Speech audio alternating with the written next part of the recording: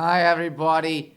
Episode number 274, Tommy Maroon Sports Show, right here on WCTV. We got a lot to talk about because it's a whole lot of fun being in Cleveland right now. The Cleveland Cavaliers just doing phenomenal. Cleveland Guardians also doing just as phenomenal. So let's get right into the Cleveland Cavaliers. Why not? Because it's always fun. And that's what the playoff picture looks like. As you can tell, the Cavs have the always rough and tough Miami Heat in the first round, but I'm pretty sure you all know that by now. The second round is going to be either Indiana or Milwaukee, guaranteed to be a Central Division foe nonetheless. And after that, it'll be either New York, Detroit, or Boston, Orlando. So that's simple, folks. Yeah, Cavs have home court advantage. I don't know if you can tell or whatnot. Boston might be a little tough. They're also up 2 games to none in their series right now. And who knows what's going to happen in the West. Oklahoma City, if it's Cavs Thunder, the Thunder have home court advantage. They had 4 more wins than the good old Cavaliers. Otherwise, it'd be a home court advantage for the Cavs nonetheless. But anyways, let's get into those games. Yes, sirree, game 1. What a game that was on Easter Sunday, where the Cavs easily won 121-100. You know it, folks. You just know. And you know Ty Jerome really did incredible, my friends. Oh, boy.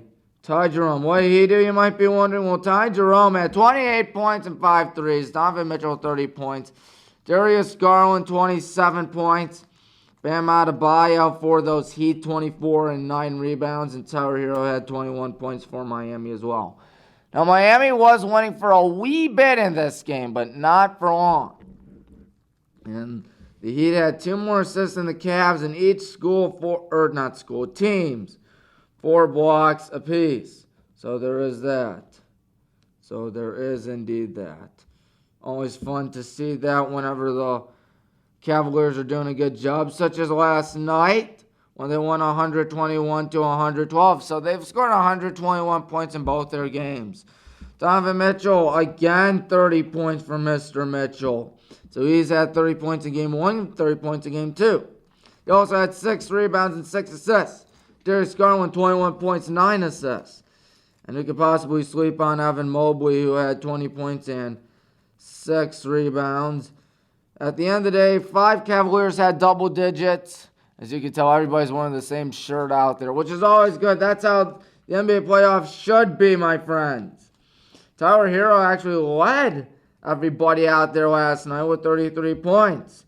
And what else? There's another D. Mitchell. It's Davion Mitchell, not Donovan. Davion Mitchell.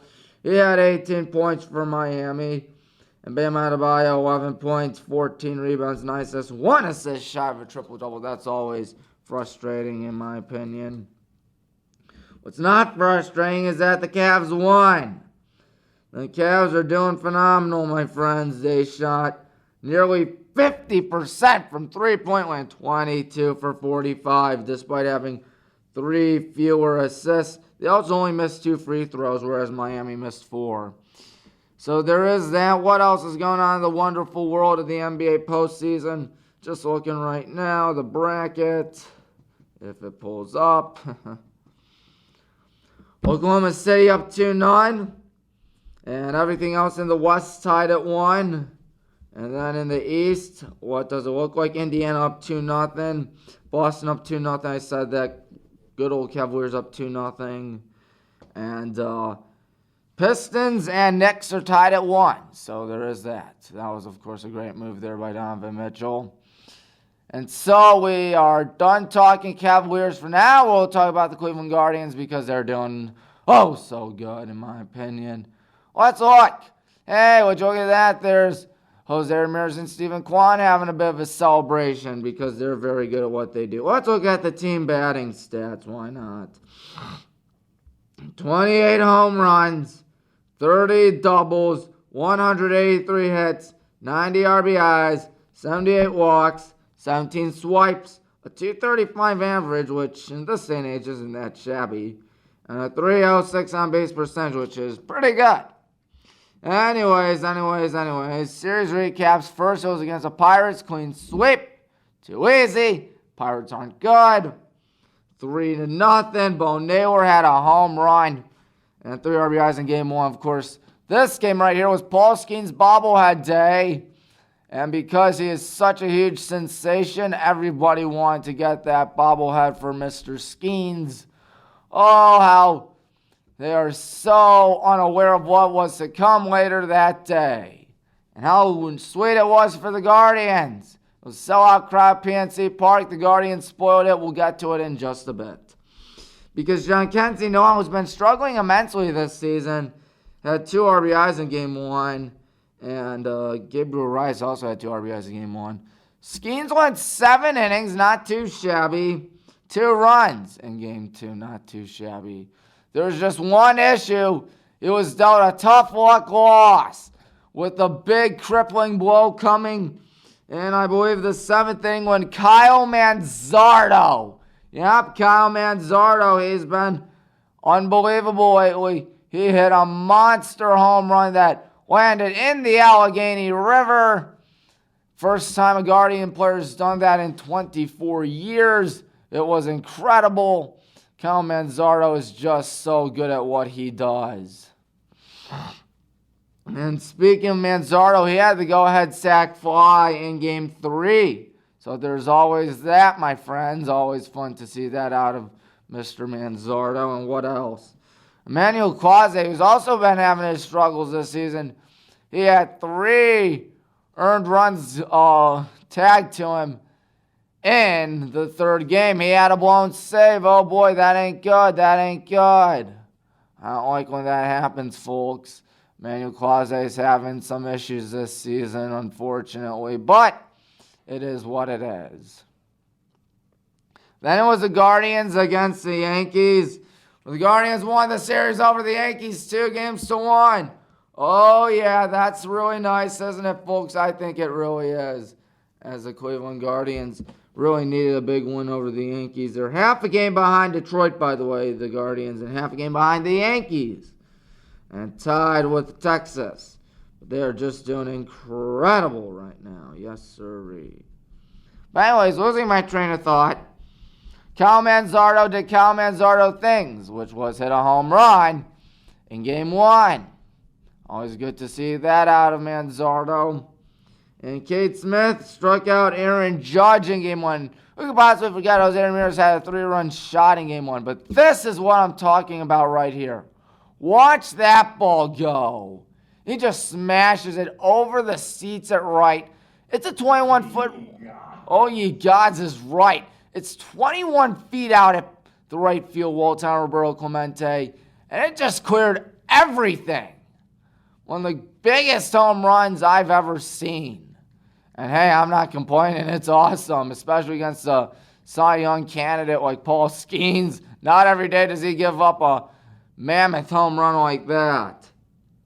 Anyways, Kate Smith in game 1, he struck out Aaron Judge to finish the first game. So there was that. It was really unbelievable because Aaron Judge is usually good, but he struck out at the end of the game. And then Stephen Kwan scored from second on a wild pitch to win in game 2. And Manzardo continued his hot streak with a double in game 2. Not to mention the fact that the Guardians are doing great. And, of course, Aaron Judge had a big game out there in game 2. In game 3, Judge also had another big game. He had a triple in game 3, an RBI triple, I ought to say.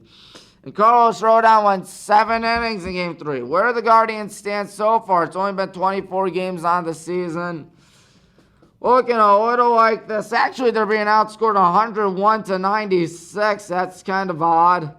And the Guardians have only played 9 home games thus far this season. They're 7-2, though, at Progressive Field, so no complaints about that.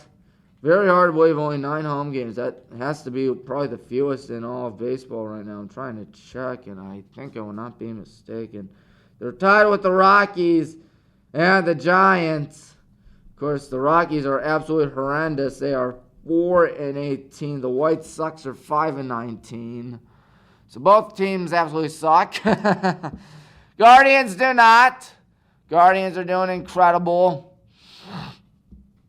And anyways, how many days until high school football? It's until August 22nd. We got 120 days. 120 days till the Highland Hornets are at Erie McDowell for week 1. But that's not the story so far. You know what's been the story in high school sports? The Highland Hornets.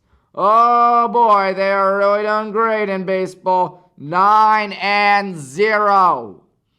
7-0 in OAC. Suburban League American Conference play. Got tripped up with good old BW. But anyways, looking out there, we'll be going to Padua today. Padua Franciscan, they are 7-5 on the season. Let's check out what Padua Franciscan has done this year. They're not doing bad. They beat Walsh. They beat Nordonia. Nordonia's not doing that well, if I'm not mistaken. They're on a 3-game win streak. They are on a 3-game win streak. They beat Ursuline. They beat Nordonia. They beat Walsh. But they're going to have to go up against a very tough Highland Hornets team that is 9-0 on the campaign. And we beat Aurora in a 10-inning thriller, 7-6 last Tuesday. And yesterday we went to Aurora and shut them down 9-2. So there was that. Looking at what happened yesterday, of course, we're 4-7. We're running away with the American Conference. Of course, I believe Redoni was on the mound for the good guys that day, and I don't think I would be mistaken. He won 6 innings. Colton Winston closed it out with 1 shutout inning. Good job there by the left-hander. I assume Cooper Richnavsky is going to be on the mound today for the good old Highland Hornets. He's a left-hander. He does a good job because Dan pitched on Tuesday and Reed pitched yesterday. Cooper's the one left behind. We'll be going. And then Saturday, senior day against the Wadsworth Grizzlies. That'll be fun. And then, of course, the 28th, my birthday, they'll play the Talmadge Blue Devils at home. I won't be broadcasting that because, well, it's pretty simple. There's an award show for BW. So I got nominated for Fan of the Year somehow. Anyways, losing my train of thought out there. We did beat Roosevelt yesterday. We beat Roosevelt by a final score of 20-19 in softball. So we're 3-9, picked up our first conference win. About time is what Coach Brent's going to say. And tomorrow is at Revere. I'll be on the call for that. At Revere, of course, so there is that. But the Highland Hornets baseball team just doing incredible. Incredible. 9-0. Hopefully it'll be 10-0 following today. Let's hope so. But anyways, that's enough about me today. Thanking you for watching. Be sure to subscribe. I forgot to say my YouTube channel because that's what is going to be. That's where the game's going to be broadcast on. WHBW, your one-stop for all things Highland and Baldwin Wallace. My goodness. 756 subscribers, not too shabby. Hopefully we'll go up a little bit. But until next time, I'm Tommy Maroon. Thank you for watching. Have a good one, everybody. Goodbye.